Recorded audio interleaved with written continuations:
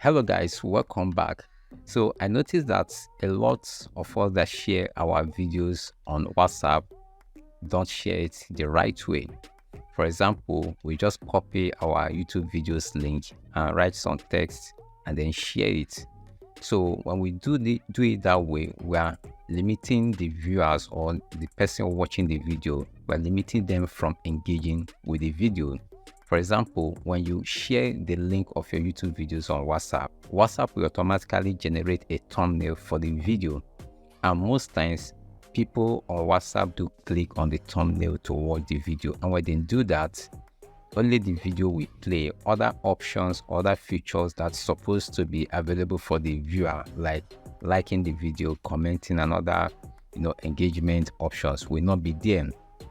So this will limit your videos from having engagement. You only get the views, but the engagement will not be there.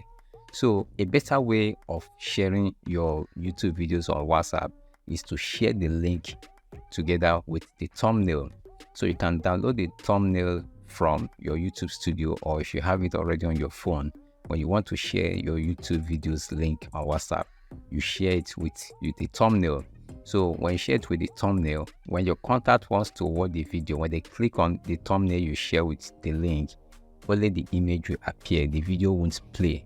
So when they now click on the link will not take them to YouTube where they can watch the video.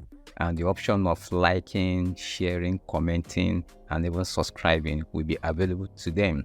So make sure that each time you share your videos on WhatsApp, make sure you share it with the thumbnail, so that when your contacts click on the thumbnail to watch the video won't play, the image will only pop up. But when they click on the link to your YouTube video, to now direct them to YouTube where they can like, share, and engage with your videos. So if you find this very helpful, let me know by giving this video a thumbs up, and let me have your thoughts. If you have been doing it this way, let me know in the comment section. So don't forget to subscribe if you haven't, and I will see you in the next one.